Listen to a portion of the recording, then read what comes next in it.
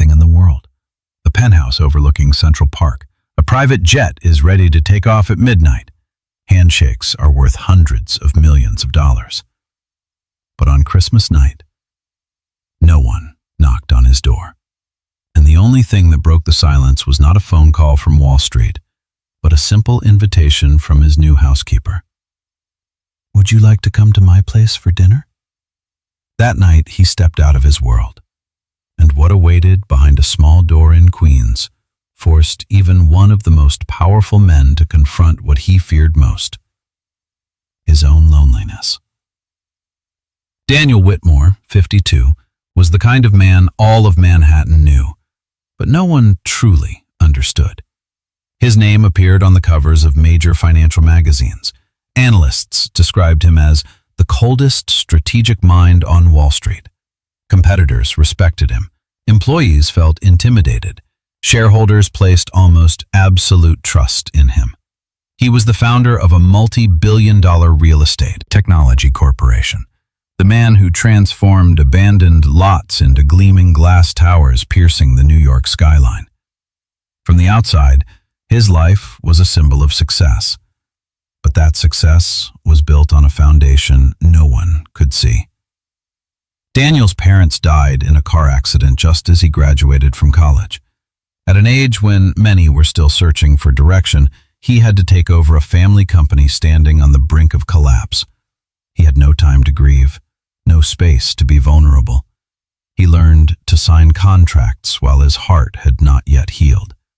He learned to negotiate while inside, he was still a young man who had just lost his family.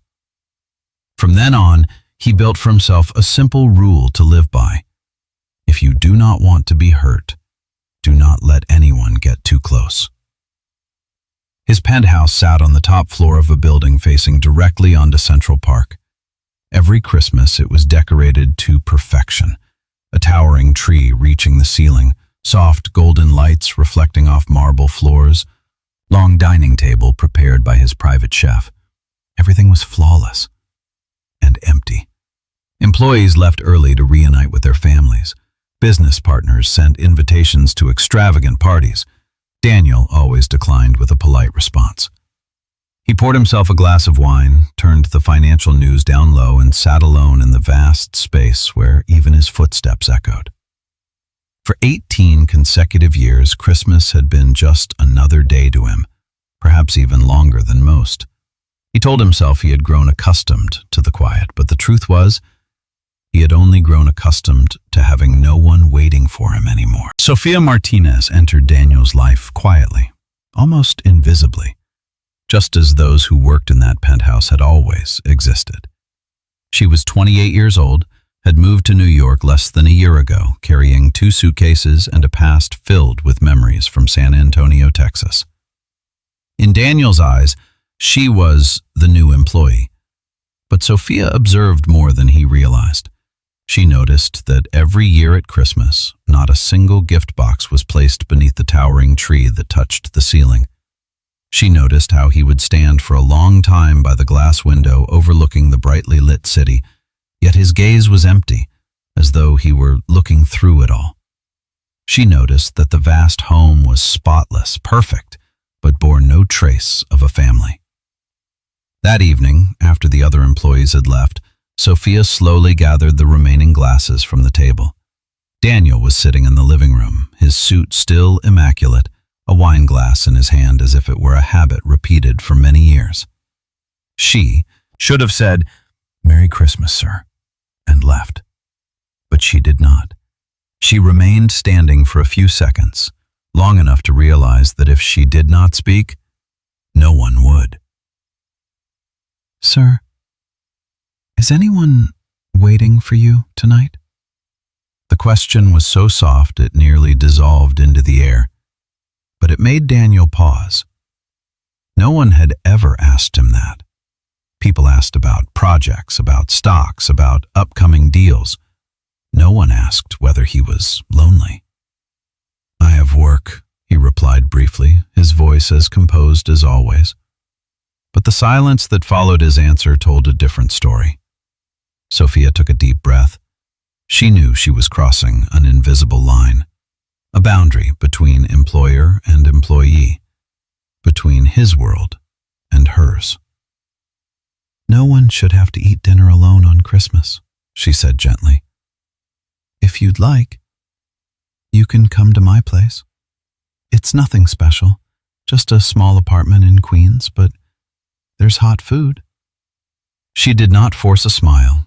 She did not appear overly hesitant. It was simply a sincere invitation. Daniel looked at her, a flicker of surprise in his eyes. He was accustomed to lavish invitations, extravagant parties where people laughed and talked but did not truly listen to one another. But this invitation carried no calculation, only care.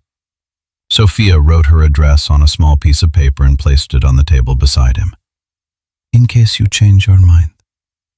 Then she left. The door closed. The penthouse fell silent again. But for the first time in many years, that silence was no longer harmless. 8:52 p.m. Outside, the city glowed with Christmas spirit. Snow began to fall lightly, covering the bare trees of Central Park with a thin white layer like a silk veil. Inside the penthouse, Daniel Whitmore remained seated, but his mind was no longer as still as it had been in years past. The small piece of paper with the handwritten address lay on the table, right beside the wine glass that was still more than half full. A small apartment in Queens. Just a few simple lines of writing, yet it felt like a challenge. He could stay here, where everything was under control. No risk, no prying eyes, no story that could make its way onto the morning headlines. A CEO appearing in a modest neighborhood on Christmas night? One photograph would be enough to spark speculation. His logic spoke clearly. Don't go. But something else was rising within him, a feeling he had buried long ago. Curiosity. And perhaps a longing to step outside the cold repetition of his own life. He stood up, walked a few circles around the vast living room. The lights reflected off the marble floor, cold and polished. Everything here was expensive, but nothing was enough to keep in there. Daniel picked up the piece of paper. Just a dinner. Just one night. That was how he convinced himself. For the first time in years, he did not call his driver. He did not notify his assistant. He did not arrange a schedule. He drove himself. The Range Rover rolled out of the private garage, leaving the luxurious Upper East Side, crossing the Queensboro Bridge through a veil of light snow. The city at night looked different from behind the steering wheel, closer, more real, less glamorous than what he usually saw through high-rise glass windows. When the car stopped in front of an old brick building in Queens, he suddenly realized he was doing something that just hours earlier had seemed irrational. He sat still in the car for several minutes. Across the street, a family laughed as they stepped inside their home. A wind chime rang softly in the cold air. On the third floor, a window glowed with warm yellow light. Perhaps that was where she was waiting. Daniel looked at his hand on the steering wheel. The same hand that had signed contracts worth hundreds of millions of dollars. But now it tightened slightly, like that of a young man about to step into the unknown. He could turn back. No one would know, but if he returned, tonight would be just like the 18 before it. And what frightened him most was not stepping into that small apartment. It was continuing to live through another Christmas in familiar loneliness. Daniel opened the car door, stepped out, and for the first time in many years, he chose something that was not part of the plan. The doorbell echoed through the old hallway of the building. Outside, the snow began to fall more heavily, whitening the concrete steps worn smooth by time. The door opened. Sophia stood there, wearing a simple red sweater and jeans, her hair resting lightly on her shoulders. No elaborate jewelry, no sharp, polished makeup. Just a smile. Surprised, yet warm enough to make Daniel pause for a brief second. "You really came," she said softly, as if she herself had not entirely believed it would happen. The apartment was smaller than he had imagined. Low ceiling, old wooden floors. A tiny Christmas tree sat on a table by the window, decorated with handmade ornaments that had likely traveled with her from Texas. Yellow light brushed against the walls, creating a gentle warmth his luxurious penthouse had never possessed. The scent of cinnamon, garlic, and hot chocolate filled the air. There were no attendants, no private chef, no silver cutlery. Sophia handed him a cotton towel. "Your hair is completely wet. You'll catch a cold." She spoke naturally, as if he were not a billionaire featured on magazine covers, just a man who had walked through the snow. Daniel felt something unfamiliar. Normalcy. They sat down at a small dining table just large enough for two. On it were tamales, roasted chicken, rice, and a simple bowl of salad. Not plated to perfection like in a Michelin restaurant, but the warmth rising from each dish made the room feel alive. The first few minutes passed in a gentle silence, not awkward. Then Sophia looked at him, her gaze direct but not intrusive. "What does it feel like to be Daniel Whitmore?" He almost answered out of habit. Busy, successful, stable. But that small room did not seem to accept branded answers. He set his glass down. Lonely. Just one word, but it carried more weight than every contract he had ever signed. Sophia showed no pity. She nodded slightly as if she understood more than he expected. She told him about her grandmother, the woman who raised her after her parents died in a car accident. About the small bakery where she learned to knead dough at 12 years old. About Christmas seasons without much money, but always filled with laughter. Daniel listened. And in that moment, he realized how long it had been since he had told anyone about his father teaching him to fish every summer, or about the peach garden his mother used to tend before the family moved to the city. The small apartment in Queens did not change his status, but it was doing something else. It was reminding him of who he used to be before he became a name on the stock market. Outside, the snow fell thicker. Inside, an invisible wall began to crack. That night, a snowstorm swept in unexpectedly. The wind whistled through the old window frames, snowflakes tapping against the glass in a steady rhythm, like time knocking without pause. Sophia glanced at her phone screen, then out at the sky. "The roads are icing over. It's not safe for you to drive back at this hour." By reflex, Daniel was about to refuse. He had not stayed overnight at someone else's home in many years, certainly not in a small apartment like this. He was accustomed to a king-size bed, automated heating systems, and everything perfectly arranged according to his preferences. But tonight, he was tired. Not tired from work, but tired of constantly maintaining the image of a man who never loses his way. "You can sleep on the sofa," Sophia said gently. "I have extra blankets." He nodded slightly. The sofa was not wide. The t-shirt she gave him was slightly broader at the shoulders than his own. The ceiling was low. The heating pipes made soft noises in the night. Everything was simple, even somewhat cramped. But when he closed his eyes, Daniel realized something strange. He did not feel empty. There were no echoes of footsteps in a vast penthouse, no cold expanse between towering glass walls, only the presence of another person in the next room. And for the first time in many years, he slept deeply until morning. Christmas morning. The scent of coffee and cinnamon woke him before the familiar alarm clock, which, today, did not ring at all. Daniel stepped out of the small living room and saw Sophia standing in the kitchen, her hair neatly tied back, the pale winter sunlight filtering through the window. "Merry Christmas," she smiled. They took their coffee outside and walked toward Central Park. Snow blanketed the paths. Children pulled sledges behind them. Couples held hands, their breath blending into the cold air. Daniel observed quietly. He could buy an entire row of houses around this park. He could sign a contract within hours to acquire another tower. But he could not buy the simple feeling unfolding before him. Sophia stopped by the lake, watching ducks glide across the partially frozen surface. She spoke about winters in Texas, where snow was rare, about how her grandmother always said, "The greatest gift isn't inside a gift box." Daniel looked at her and suddenly felt something tighten in his chest.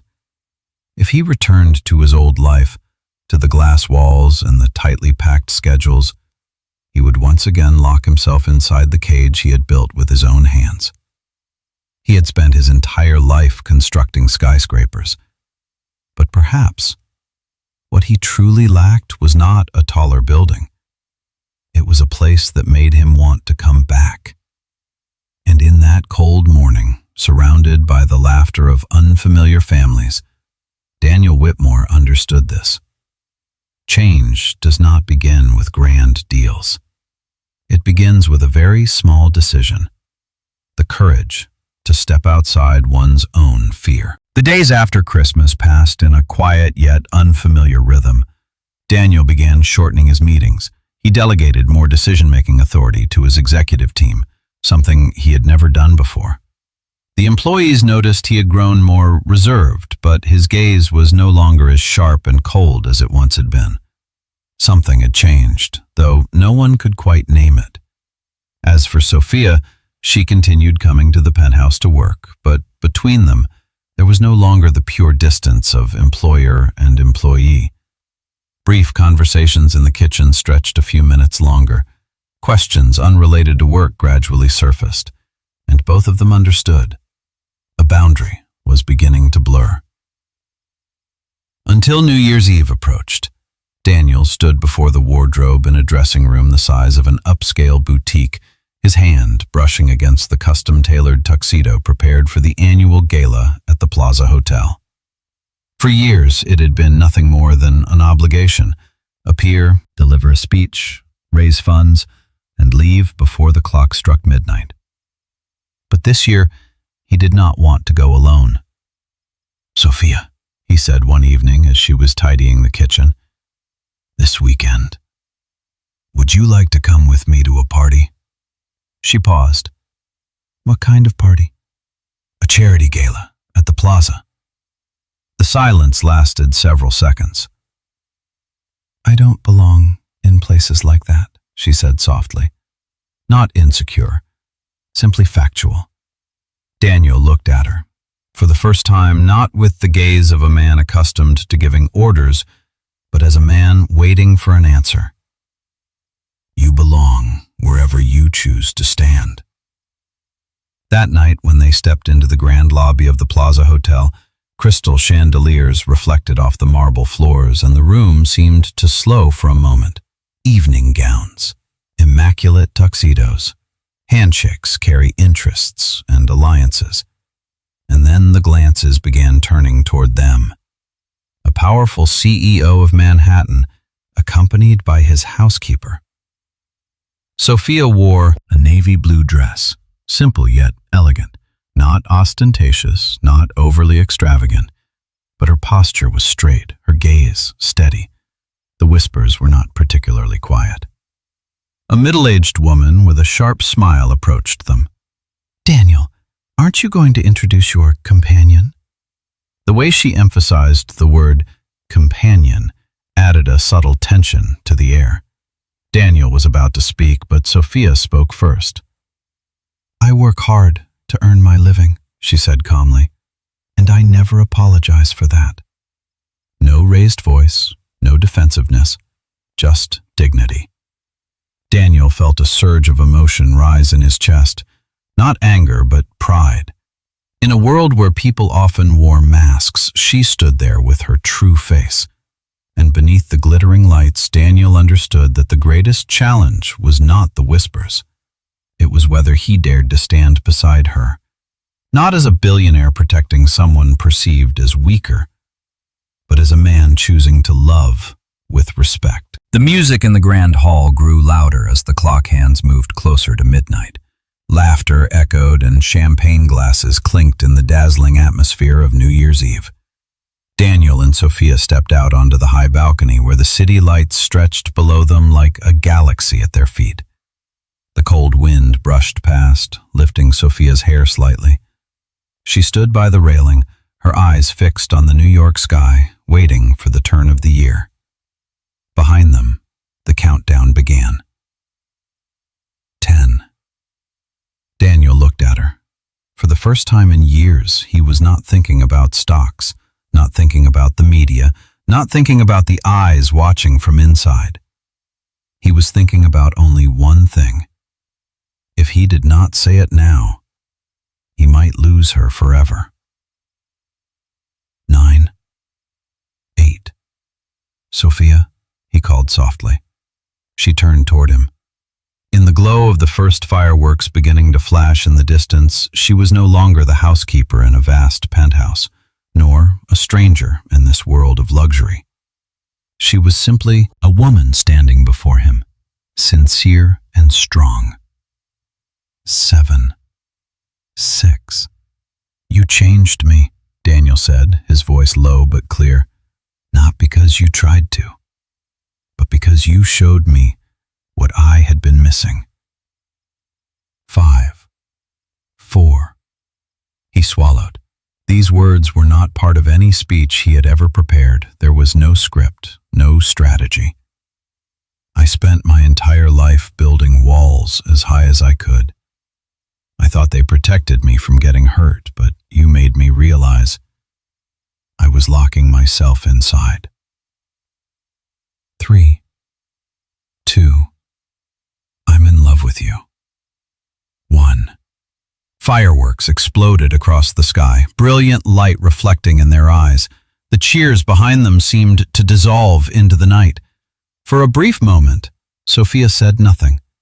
That silence made Daniel's heart sink. He was not accustomed to waiting for an answer. He had always been the one who decided, the one who controlled.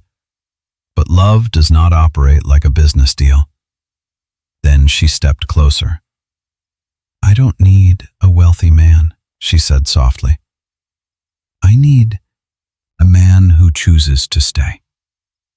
The words felt like one final challenge. Daniel did not promise grand gestures. He did not swear about some distant future. He leaned toward her. The first kiss began cautiously, as if both feared breaking the fragile moment. But then it deepened, became more real. Not because of the glamour surrounding them, but because of what they had shared since a simple invitation on Christmas night. Behind them, the city continued counting down a new year. For Daniel Whitmore, this was not just another year beginning.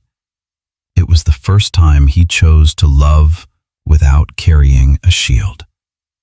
And once he crossed that line, he knew there was no returning to the life he had lived before. After that New Year's Eve, everything did not explode in the way people often imagine in romantic stories. There were no newspaper headlines, no scandals, no public declarations on social media. Only two people were sitting across from each other in a small kitchen in Queens, discussing a question more important than all the rest.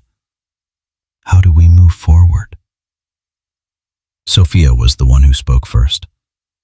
I don't want our love to begin from an imbalance, she said calmly. I can't be both your employee and the woman you love. Daniel was silent for a few seconds. For many years, he had been used to solving problems with money. When someone faced difficulty, he signed a check. When a project needed momentum, he invested additional resources. But this time, he understood that money was not the answer. What do you want? He asked. Sophia smiled gently. I want to stand on my own 2 feet. A few weeks later, she officially resigned from her position at the Penthouse. There was no drama, no tears, just a mature decision. Daniel did not buy her a new apartment. He did not open a secret account for her. He did something simpler and harder. He listened to her dream. She spoke about her grandmother's small bakery in Texas, about mornings when the scent of cinnamon rolls drifted down the entire street, about how her grandmother always said, "If you bake with your whole heart, people will feel it." And so they began searching for a small storefront in Brooklyn. Daniel used his connections to help her secure permits, connect with suppliers, and negotiate the lease. But every investment was in Sophia's name. She signed for it herself. She took responsibility herself. On opening day, the bakery wasn't as packed as a major brand's. Just a few neighbors, a few curious customers drawn in by the scent of cinnamon and freshly baked pastries drifting onto the sidewalk. Daniel stood behind the counter, not as a billionaire, but as a man wiping down baking trays for the woman he loved. And then, one evening near the end of the year, as they locked up the shop, snow began to fall again, just like it had on Christmas night the year before. Sophia rested her head against his shoulder. "Do you remember where you were last year?" she asked. Daniel chuckled softly. "Last year I was in a penthouse, thinking I had everything." He looked up at the snow-covered sky, then at her. "But I didn't have a place to come home to." The small kitchen behind the bakery glowed warmly from the oven still lit inside. Not the highest floor in Manhattan, not glass walls overlooking the city, just a space barely large enough for two people. And for the first time in his life, Daniel Whitmore understood. Home isn't the biggest place. It's the place where someone waits to turn off the lights with you. There are buildings tall enough to touch the clouds, but there are small rooftops, strong enough to keep an entire heart warm. A year had passed since that snowy night. New York remained as bustling as ever. New buildings continued to rise. The market fluctuated day by day. Daniel Whitmore's name still appeared in financial news reports, yet something within him had changed. Something no chart could measure. He was no longer the first to arrive at the office and the last to leave. He learned to trust his team, learned to delegate, learned to make time for things that generated no profit but nourished the soul. And every morning, instead of looking down at the city from the highest floor, he stood in the small kitchen behind the bakery in Brooklyn, breathing in the scent of flour and cinnamon blending. Some days were busy, some were quiet. Some days the oven malfunctioned, some days a batch of pastries burned slightly too long. Life was not flawless like gala evenings beneath crystal chandeliers, but it was real. Daniel once thought he feared failure, but it turned out that what he feared most was not losing money. It was losing control. Love forced him to accept what he could not control, another person's emotions, another person's choices, an undefined future. And within that uncertainty, he found freedom. One evening near Christmas, as the bakery was preparing to close, a boy about 10 years old walked in with his mother. The boy stared at the neatly arranged pastries behind the glass display, his eyes lighting up. "Can I choose this one?" He pointed to a cinnamon roll dusted with sugar. His mother hesitated, searching through her purse, clearly unsure. Sophia gently bent down and smiled. "Today is our early Christmas. This pastry is a gift." Daniel stood behind the counter watching. He had signed contracts worth millions of dollars without feeling a thing. But that moment, when the boy held the pastry, eyes shimmering with gratitude, softened his heart. After the customers left, Daniel turned to Sophia. "I used to think I had to build something enormous for my life to have meaning," he said slowly. "But maybe meaning isn't about height." Sophia looked at him, her gaze tender. "It's about what we're able to hold on to when everything around us changes." Daniel nodded. He understood that their story was not a fairy tale where every difficulty disappeared. There would still be differences. There would still be challenges. His world and hers were not entirely the same, but now He no longer ran from that difference. He chose to stay. And if anyone were to ask Daniel Whitmore what the most valuable thing he had ever built was, he likely would not mention the glass towers in Manhattan. He would think of a small kitchen in Brooklyn, a warmly lit oven, and a woman who dared to ask him a seemingly simple question.